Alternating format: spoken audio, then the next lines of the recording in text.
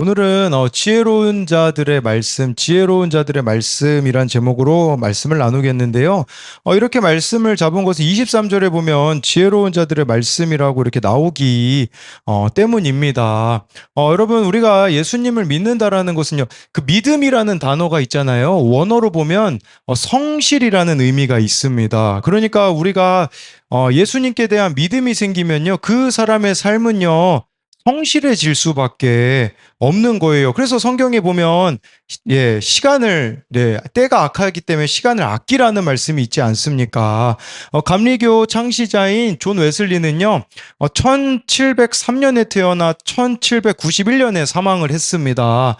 그는 죽기 5일 전까지도요, 32km 떨어진 곳으로 전도하러 다녔고요, 60년 동안 변함없이 새벽 4시에 일어나 기도하고 성경을 보았다고 합니다. 평생 2시간에서 4시간가량의 설교를요, 4,000편이 넘게 했고요, 200권의 책을 저술했고, 지구 10바퀴를 돌고도 남을 만한 거리를 말을 타고 다니면서 전도를 했다고 합니다. 그가 그렇게 살 수 있었던 것은 하나님께서 그에게 탁월한 건강을 허락하신 탓도 있지만, 그가 주어진 시간을 효율적으로 사용했기 때문인 겁니다. 그는 자신의 시간의 비결을 묻는 사람들에게 이렇게 대답했다고 합니다. 저는 어떤 사람을 만날 때 첫 만남에서 그 사람이 다시 만나야 할 사람인가를 결정합니다. 이게 무슨 말이냐면, 그의 기준은요, 하나님의 사람이 아니면 만나서 쓸데없이 시간만 없앤다는 겁니다.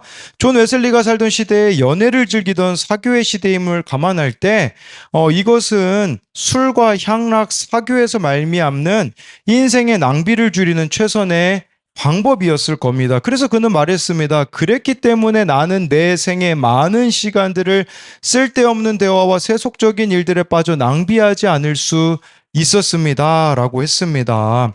여러분, 이처럼 정말 우리들에게 이 주어진 하루하루의 삶이 그냥 주어진 시간들이 아니라는 것이겠죠. 그랬을 때 정말 우리가 이 지혜로운 자들의 말씀처럼 이렇게 말씀의 경계를 또 잘 지키면서 하루하루를 살아간다면 얼마나 좋겠습니까? 그래서 오늘 이 말씀을 통해서 지혜로운 자들의 말씀이 무엇인지 함께 나눌 텐데요. 첫 번째로요, 지혜로운 자들의 말씀은 편견을 버리는 겁니다. 우리 23절을 같이 읽어보겠습니다. 시작.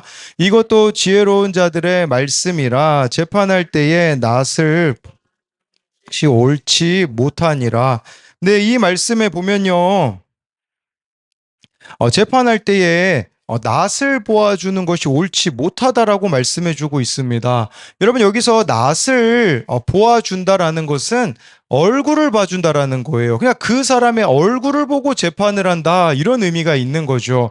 아주 쉽게 말씀드리면요, 내가 친분 있는 사람이 있거나 권력이나 이제 재물이 있는 사람이 있잖아요. 그러면 그 사람을요, 법정에서 유리한 판결을 내주는 그런 것을 지금 말씀해주고 있는 거죠. 성경은요, 가난한 자나 부유한 자든지 공정한 재판을 받아야 된다라는 것이 성경의 가르침입니다. 이것을 우리들의 차원으로 좀 가지고 오다면 좀 이런 의미가 될 수 있겠죠. 여러분, 우리가 사람을 대할 때 얼마나 색안경을 끼고 편견으로 다른 사람을 바라보는지 모릅니다. 우리는 겉모습으로 다른 사람들을 너무나 쉽게 판단하는 거죠. 이제 오늘 그 청년용 큐팅 묵상 간증 내 덕분이야에 보니까 이런 내용이 나오더라고요. 중학교 1학년 때 저를 유난히 괴롭히고 못 살게 구는 친구가 있었습니다. 맞아서 생긴 상처는 금방 나아도 마음의 상처는 오래 간다는 말처럼 그 친구에게 받은 모욕적인 말과 비난은 저를 무척이나 힘들게 했습니다. 라고 하면서요, 이 외모를 보고서는 편견을 가지고선 이렇게 이야기했다고 합니다.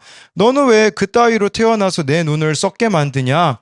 키가 너무 작아서 불쌍해 등 친구들 앞에서 저를 수치스럽게 했고, 저는 충격 속에 홀로 그 수치를 감당해야 했습니다. 심지어 이런 말도 했다고 하더라고요. 심지어 내 눈 앞에서 안 보이게 죽어주면 좋겠어 라는 말까지 했는데, 잔뜩 약해져 있던 저는 그 한마디에 정말 죽음을 결심하게 되었습니다. 하지만 스스로 목숨을 끊으려 할 때마다 두려워서 못했고 친구들에게 들켜서 하지 못했습니다. 중학교에 다니는 3년의 시절은 제게 고통과 두려움 그 자체나 다름이 없는 시간이었습니다. 라고 하더라고요. 물론 하나님을 만나서 회복되기는 했지만 뭐 회복된 거기에 보면 이런 내용이 나오더라고요. 하지만 하나님은 그런 제게 찾아와 저를 만나 주셨습니다. 친구의 모욕적인 말을 듣기 싫었고 견디기 괴로웠지만 그 친구가 아니었더라면 저는 예수님을 만나지 못하고 허무하게 살았을 것 같습니다. 라는 거죠. 여러분, 이걸 통해서 우리가 알 수 있는 게 뭡니까? 여러분들이 가지고 있는 그 편견이 누군가에게는 큰 상처를 줄 수밖에 없다라는 사실입니다. 제가 예전에도 여러분들에게 좀 말씀드렸던 부분인데요. 그건 뭐냐면 바로 제가 예전에 한번 거지 분장을 한 적이 있습니다. 그 수련회 때요. 막 까나리 액젓을 제 옷에다 뿌리고요. 막 허름한 옷을 입고 모자를 쓰고 이렇게 분장을 해가지고요. 노숙자 분장을 하니까요. 제가 그때 경험했던 것은 무엇이냐면 시선만으로 사람을 죽일 수 있습니다. 제가 그 교회 앞에 딱 이렇게 앉아 있으니까요. 얼마나 사람들이 저를 그 혐오하는 시선으로 보는지 말은 한마디도 안 했습니다. 근데 그 쳐다보는 눈빛이 저를 이미 싫어한다라는 것을 알 수 있었거든요. 그래서 제가 지하에 그 권사님들 계시는 곳에 내려갔었거든요. 우리 교회는 아니었는데 그 막 권사님들이 막 기겁을 하시더라고요. 그래서 그런 모습을 보면서 참 2시간 정도 그 분장을 했는데도요. 진짜 제 마음이 낮아지는 걸 보게 되었어요. 여러분들이 가지고 있는 그 편견이요. 다 드러나게 돼 있어요. 행동을 통해서, 눈빛을 통해서, 말을 통해서. 근데 그것이 누군가에게 얼마나 큰 상처를 주는지를 알아야 된다라는 거죠. 제가 수요일에도 말씀드렸지만 김양재 목사님은 여자라는 그것 때문에 참 많은 차별을 당하셨다고 하더라고요. 그래서 유럽에서 이제 불러가지고 설교하러 갔는데 남자 이름이잖아요. 김양재. 그래서 남자 목사인 줄 알고서는 딱 이렇게 목사님들이 들으려고 앉았다가 여자가 앉으니까요. 그 앞에서 모여가지고 회의를 했다고 하잖아요. 이거 설교를 들어야 되나 말아야 되나. 그랬을 때 그 회의 결과 목사님에게 모든 종칭을 생략하고 큐티 선교의 대표 자격으로 설교는 하지 말고 간증만 하라고 했다고 하더라고요. 저도 지난주 토요일에요. 차별을 당했습니다. 무슨 차별을 당했냐? 원래는 제가 어느 지역에 이제 수련회를 이제 가기로 했거든요. 청소년 수련회를. 여러분 저는 뭐 때문에 차별당하는 줄 아십니까? 교단 때문에 차별을 당해요. 순복음이라는 것 때문에 장로교에서는 저를 많이 거절합니다. 그래서 제가 원래 설교하러 가기로 했는데 담임 목사님에게 잘렸다고 합니다. 제가 순복음 아름다운 교회라는 그 순복음이라는 것 때문에 여러분 여전히 교단 가운데도 이런 차별들이 있는 것을 보게 되어지는 것이죠. 여러분 이처럼 상대방에 대하여서 편견을 내려놓지 않는 것은 하나님 보시기에 옳지 못한 것이라는 겁니다. 우리 계속해서 24절 25절을 보도록 하겠습니다. 시작. 악인에게 내가 옳다 하는 자는 백성에게 저주를 받을 것이요 국민에게 미움을 받으려니와 오직 그를 견책하는 자는 기쁨을 얻을 것이요 또 좋은 복을 받으리라. 24절에요. 악인에게 의롭다고 판결하는 자는요 백성의 저주, 사람들의 미움을 받을 거라고 합니다. 여러분 이런 판결은 하나님의 공의를 무너뜨리는 행동입니다. 여러분 구약 성경을 보면요. 그 이스라엘이 멸망당할 때 또는 강대국들이 멸망당할 때 하나님의 기준은 항상 한 가지였습니다. 그것은 뭐냐면 약자들에 대한 태도였었거든요. 그러니까 정말 이 하나님의 공의가 무너져 버리는 그 나라는 멸망당할 수밖에 없는 것이죠. 악인 곧 범법자를 결백하다고 판결하고 석방시킨 불공정한 판사를 비난하는 말씀이 24절입니다. 25절에요. 오직 그를 견책하는 자, 즉 범법자의 죄를 입증하고 정확한 판결을 내린 재판관들은 하나님의 주권이 개입되는 복을 받는다라고 말씀해주고 있는 것이죠. 우리 계속해서 26절을 보도록 하겠습니다. 같이 읽겠습니다. 시작. 적당한 말로 대답함은 입맞춤과 같으니라. 네, 이 26절을 원어로 보면요. 그가 입술에 입맞춤을 한다. 그는 정직한 또는 옳은 답변을 한다라고 말가 됩니다. 여러분, 누군가의 질문에 정직하게 혹은 적당한 답변을 하는 사람은 마치 입술에 입을 맞추는 귀한 친구처럼 가치 있는 사람이라는 뜻입니다. 쉽게 말씀드리면요. 결국 속이는 말이나 거짓된 칭찬보다 정직하고 바른 말을 해주는 사람이 진짜 친구라는 거죠. 가치 있는 사람임을 강조해주고 있는 거예요. 그러면 아주 쉽게 말하면요. 저와 여러분들이 진리를 말하되 사랑으로 하는 것이 지혜로운 자의 태도라는 것을 말씀해주고 있는 거죠. 여러분, 그 사람을 진짜 사랑하기 때문에 내가 필요한 말들을요 해줄 수 있는 사람들이 되어줘야 되는 거죠. 오늘 재판을 받은 어느 청년에게 이렇게 연락이 왔습니다. 한 세 가지 재판을 받아야 돼가지고요. 얘가 좀 두려웠던 것 같더라고요. 이 청년이 저를 인간적으로는 별로 안 좋아할 것 같습니다. 왜냐하면요. 차를 이제 부모님이 사줬을 때 막 새벽 5시에 전화가 왔어요. 이제 자랑하려고. 예, 저한테 전화가 와가지고, 목사님, 제가 옆자리 태워서 드라이브 시켜드릴게요. 그러더라고요. 제가 뭐라고 대답했을까요? 분위기 깨는 소리를 했어요. 뭐라고 얘기했냐면, 나는 네가 그 차로 옆에 태워가지고 드라이브 시켜주는 것보다 검정 곳이 있다면 정말 기쁠 것 같아. 이 이야기를 했거든요. 예, 그랬더니 뭐 전화가 바로 끊기더라고요. 예. 그랬을 때 이번에도 또 사고를 친 부분이 있었는데 해줬던 이야기가 뭐냐면 동일한 이야기를 해줬어요. 내가 8월 달에 검정고시 딴다고 나한테 이야기했는데 그거 공부에 집중한다, 그 정말 집중했다면 이런 사고들이 아무것도 일어나지 않았을 거란다라고 이야기를 해주었거든요. 예, 그래서 오늘 재판 받으러 간다고 연락이 왔길래 그런 이야기를 해줬어요. 너에게는 정말 많은 돌이킬 수 있는 기회들이 지금까지 많았는데 이번에는 진짜 돌이켰으면 좋겠어라고 말해주면서요. 그렇게 이야기해 줬거든요. 내가 진짜 정신 차리면 내 눈에는 그렇게 찌질해 보이는 교회가 가장 가고 싶은 곳이 될 거야 라고 이야기를 해줬거든요. 예, 그래서 오늘 재판 결과가 뭐 잘 나왔다고, 예, 그래서 뭐 내일 청년부는 뭐, 예, 나오겠다고 그렇게 이야기는 하기는 하나, 예, 여러분, 저는 정말 이 청년을 사랑하기에 필요한 말을 해주고 있는 거죠. 정말 저와 여러분들이 누군가를 사랑한다면 이 26절 말씀처럼 진리를 말하되 사랑으로 하는 자가 되어야 한다라는 것입니다. 네, 그래서 이것에 대한 두 가지 적용 질문은요. 나는 사람을 어떤 기준으로 봅니까? 그의 재력이나 배경입니까? 하나님의 공의입니까?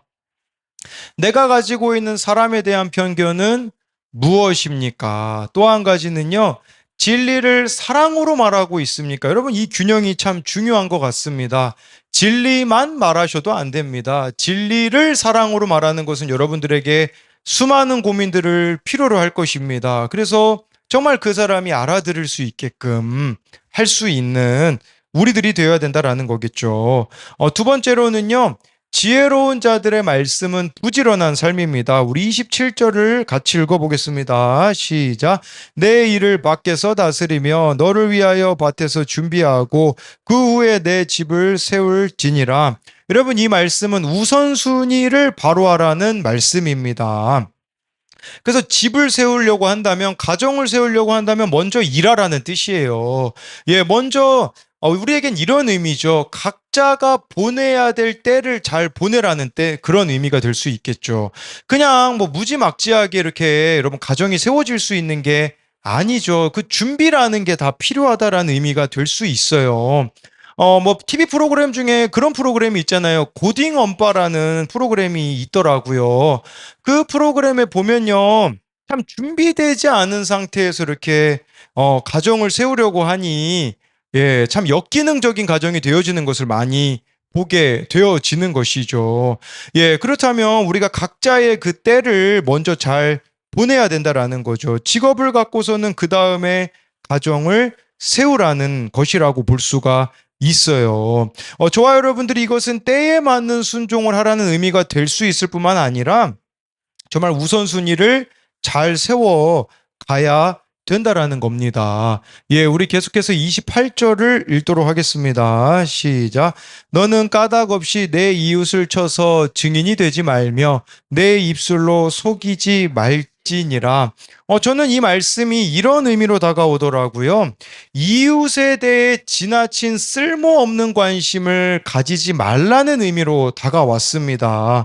여러분들이 관심 가져야 되는 대상은요, 이웃보다는 납니다. 그렇다고 막 여러분들 보고 자기 애를 추구하라는 의미가 아니라, 진짜 돌아봐야 되는 자신은 나거든요. 근데 우리는요, 자신을 돌아보는 데는, 예, 소홀히 하면서 남들의 인생에 너무나 많은 훈수를 둔다라는 거예요. 이게 바로 28절이 의미하는 거예요.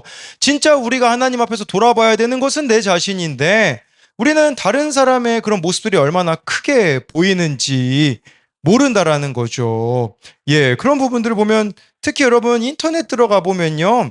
우리나라에는 너무나 많은 표현의 자유가 주어져서 댓글을 보면 얼마나 심하게 말하는지 모릅니다. 또 그리고 그것으로 얼마나 다른 사람들에게 이렇게 돌을 던지는지 모르는 거죠. 지나친 관심은 타인을 향해 있어야 되는 것이 아니라 나에게 있어야 된다라는 거예요. 그래서 내 입술로 속이지 말지니라라는 게 무슨 말이겠어요?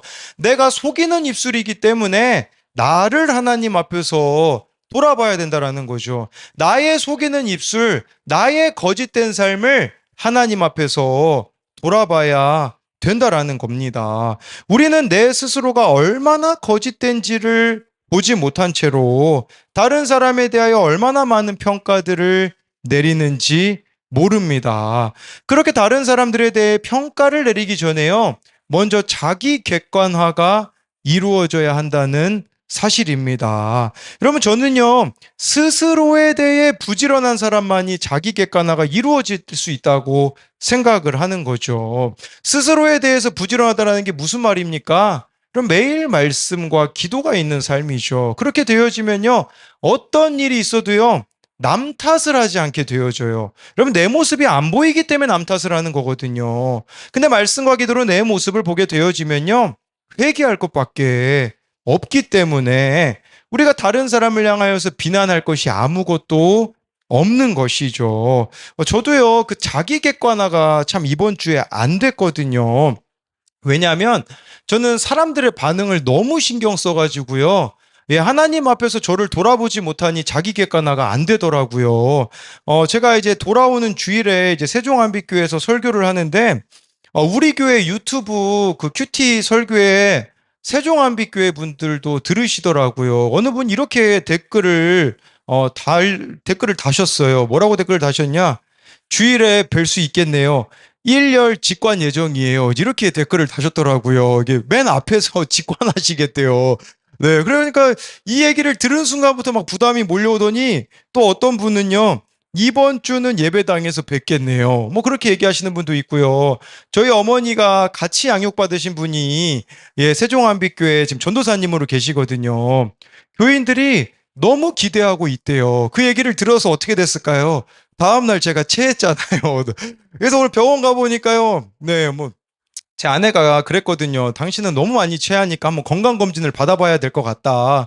그래서 검사 받아봤거든요. 의사가 그러더라고요. 아무 이상 없습니다. 근데 혹시 스트레스 받으세요? 그러더라고요. 그래서 제가 왜 스트레스 받았을까요? 사람들에 대해서 너무 지나치게 신경을 쓰는 거죠. 그러니까 28절을 좀 반대로 보자면 여러분, 우리는 그렇게 생각해 볼 수 있는 거예요. 너무 사람들의 말에 대하여서는 신경 쓰는데 하나님의 말씀에 대하여서는 전혀, 예, 신경 쓰지 않는 그런 부분이 있지는 않느냐라는 거죠.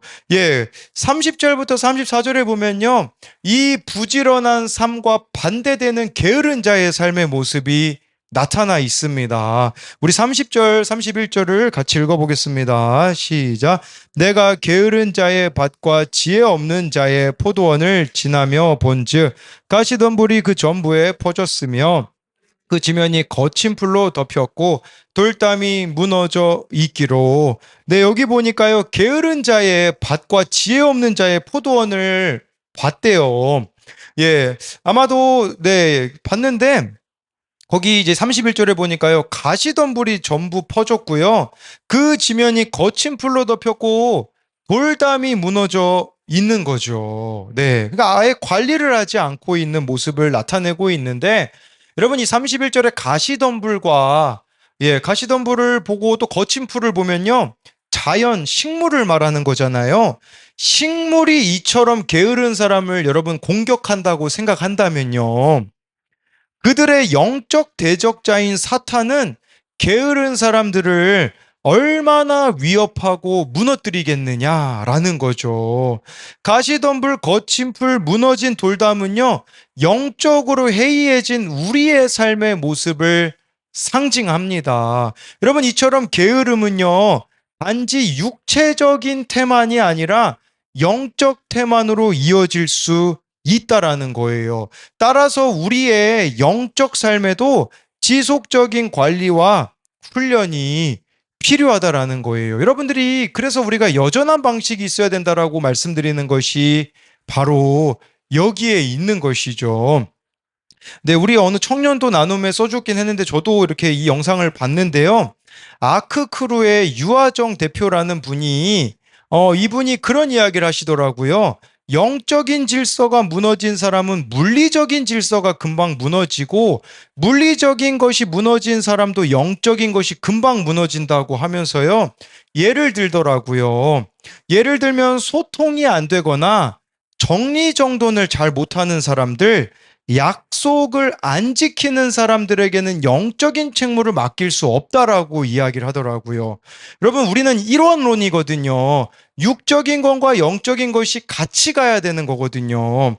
저는요, 육 따로 영 따로는 거룩을 추구할 수 없다는 건데 이 메시지를 듣는데 찔리더라고요. 제가 예전에 어느 목사님이 목사들에게 이렇게 쓴 책이 있었거든요. 근데 그 목사님이요, 이런 내용을 적으셨던 게 기억이 나요. 그건 뭐냐면, 목사의 방은 항상 정리되어 있어야 된다고 하셨어요. 왜냐하면 어떤 성도가 와도 바로 상담할 수 있게 되어줘야 된다고 했거든요. 여러분, 부목사실에 여러분들 들어와서 상담하실 수 있을까요? 없더라고요. 이 부목사실에 막 책이 쌓여 있고, 5층에 이제 집에도요, 제가 설교 준비하는 그 자리가 참 많은 책들이 쌓여 있는데, 진짜 이게 회개가 되어지더라고요. 제가 이런, 육적인 부분들에 대하여서 잘 못하고 있는데 어떻게 영적인 것을 잘할 수 있다라고 할 수가 있겠습니까? 그러니까 저에게도 이런 게으름의 부분들이 있는 것이겠죠. 그러니까 이 부분들에 대하여서도 아, 내가 고쳐가야 되는 부분이구나라는 생각을 해보게 되어지는 거죠. 예, 우리 청년 어떤 나눔에 그런 내용이 나오더라고요. 이런 밤에 일찍 자는 게 거룩이라고 하더라고요. 그러면 그거 정말 그게 육적이지만 영적인 거 아니겠습니까? 밤에 한번 깨어 있어 보세요. 오만 가지 생각이 들 겁니다. 막 밤에 뭐 특히 12시 넘어가 보세요.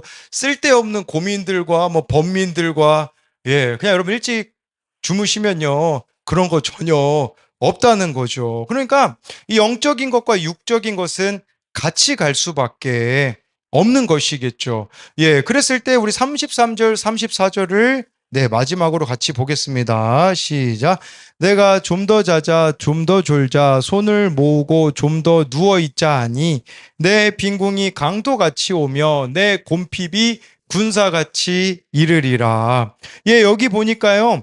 밭과 포도원이 황폐해진 이유가 나와 있어요. 그 이유는요. 밭과 포도원의 주인이 게으른 자들이기 때문이에요. 이들의 삶의 모습은 좀 더 자자, 좀 더 졸자, 좀 더 누워 있자 그러는 거죠. 오늘요 아산고등학교 그 기도 모임에 들어갔는데 그 기독교 동아리 담당 선생님이 이제 항상 기도 모임에 오시거든요. 그런 얘기를 하시더라고요.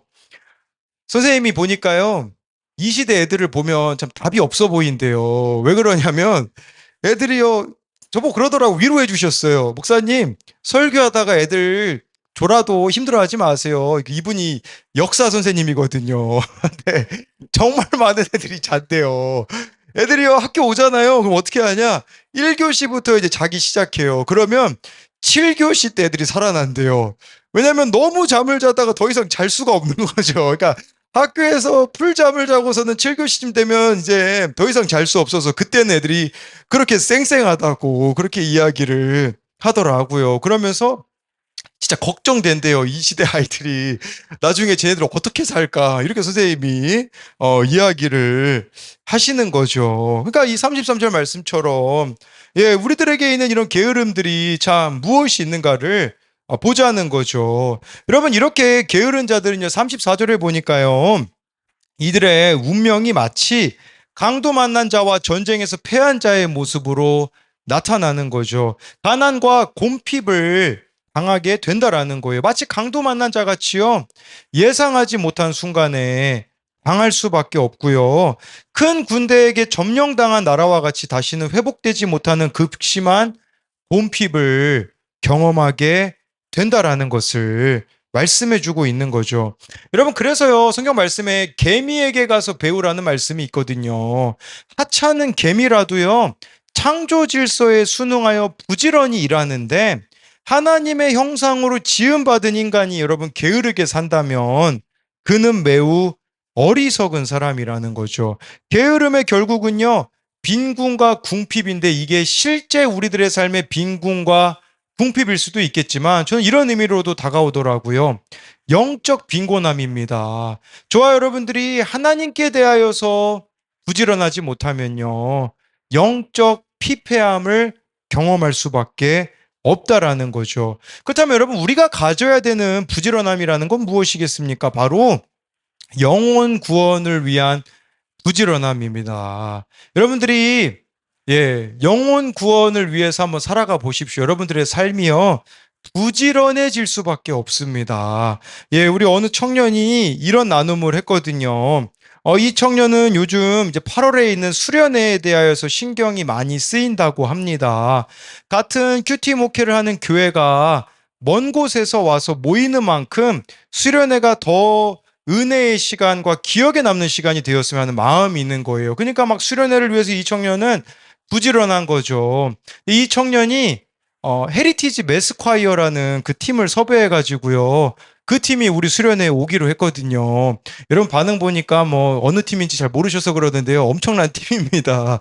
네, 뭐 다니엘 기도에도 나오고 네, 우리 뭐 TV에도 나왔던 그런 팀인데 근데 이 청년이 왜 이렇게 부지런하게 준비하냐면요. 그런 이야기를 하더라고요. 이 청년은 이제 희재를 담당하고 있거든요. 곽희재를. 거기 이런 나눔을 하더라고요. 특히 희재를 생각하다 보면 더 열심히 알아보고 준비할 수밖에 없게 된다. 희재가 이번 기회에 하나님과 가까워질 수 있는 수련회가 되기를 바라기 때문이다라고 하더라고요. 왜냐하면요, 우리 희재가 참 뺀질되거든요. 교회 뭐 모임을 안 가지만 수련회는 꼭 가겠다고 약속을 했기 때문에 무슨 일이 있어도 수련회를 가겠다고 했기 때문에 정말 그 수련회를 통하여서 하나님을 만났으면 하는 그 바람이 있는 거죠. 네. 이 이야기를 들었는데도 우리 청소년, 청년들이 수련회 안 가면 안 되겠죠. 네. 그래서, 네, 안 가겠다고 한 친구가 있어서 제가 그냥 한번 해본 얘기입니다. 네. 그래, 마찬가지로요. 정말 이렇게 우리가 영혼 구원에 대한 부지런함이 있었으면 좋겠어요. 제가 요즘 또 새로운 것들을 좀 경험하게 되더라고. 오늘 아산고 기도 모임에 갔는데요. 저의 오른팔과 왼팔이 없는 상태로 갔습니다. 왜냐면 소리사모가 오늘 병원에서 검진 받아야 돼가지고 소리사모가 같이 못 갔고요. 찬양 인도하는 우리 예찬이가 강예찬 말고도 예찬이 있거든요. 박예찬이라고 그 친구도 아파서 못 왔더라고요. 제가 가서 혼자 다 해야 되는 거죠.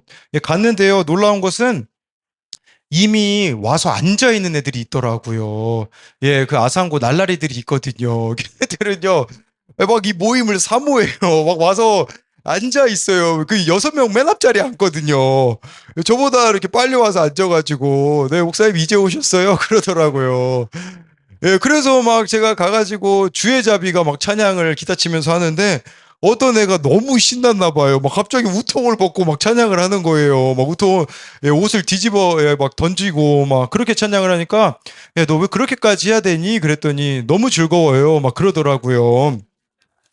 예, 그래서 참 이 금요 기도 모임을 아이들하고 그렇게 하고 있는데 요즘은 또 1학년 애들도 오기 시작했어요. 그래서 거의 한 3, 40명 정도 예, 이제 기도 모임에 이렇게 아이들이 모이고 있거든요. 여기까지 오는데요. 참 많은 시행착오가 있었어요. 뭐 기독교 동아리도 그랬잖아요. 22명인데 18명들이 예, 우리 그때 기독교 동아리를 맡으셨던 여자 선생님이요. 뭐라고 표현을 썼냐면 이 동아리에 떨거지들이 와가지고 너무 힘들게 하네. 그 얘기를 해서 정말 힘들었거든요. 진짜 떨거지들이 와가지고. 예, 근데 2년이라는 세월을 지나니까 지금 또 기독교 동아리가 정리되어져 가고, 금요 기도 모임에도요, 요즘 애들이 저한테 좀 매력을 느끼나 봐요. 예, 교회 예배 시간 몇 시냐고. 예, 또 오늘도 뭐 두 친구가 뭐 교회 오겠다고 그렇게 이야기를 하더라고요. 그리고 이제 좀 더 계속 부지런하게 구원을 위해서 가니까요. 지경이 좀 넓어지는 것 같아요. 이제는 다문화 아이들까지도 지금 만나게 되었어요. 우리 지지난주에 어느 다문화 가정 예, 아이가 이렇게 교회에 왔었고요. 또 기독교 동아리에 카자흐스탄에서 온 아이가 있거든요. 정말 그 아이도 이제 기독교 동아리에서 만남이 되어지는 걸 보면서 그런 생각을 점점 해보게 되어지는 것 같아요. 무슨 생각을 하게 되냐면 구원을 위하여서 부지런하게 되어지면 정말 품어낼 수 있는 품이 넓어지겠구나. 하나님이 우리들의 인생을 통해서 하실 일이 많겠구나라는 생각을 하게 되어지는 거죠. 여러분, 저라고 왜 포기하고 싶은 순간들이 없었겠습니까? 예, 정말 내가 이렇게 한다고 무슨 소용이 있는가라는 생각을 했던 적이 한두 번이 아니거든요. 제가 그렇다고 그 자리를 안 갈 수가 있겠습니까? 하나님하고 약속한 자리이기 때문에요. 어떤 반응을 보이든지 그냥 가는 거예요. 그냥 그렇게 어떤 반응을 보이든지 상관없이 갔을 때 하나님께서 일하여 주신 것처럼 여러분 우리에도요 정말 영혼 구원에 저와 여러분들이 관심을 갖는다면 하나님께서는 여러분들을 통해 부지런히 일하실 수 있다라는 것을 기억하는 우리들이 되었으면 좋겠습니다. 예, 그래서 이것에 대한 두 가지 적용은요. 나는 삶의 우선순위를 하나님 안에서 바르게 정하고 살아가고 있습니까? 내가 게을러서 엉망이 된 것은 무엇입니까? 신앙생활도 부지런히 하고 있습니까?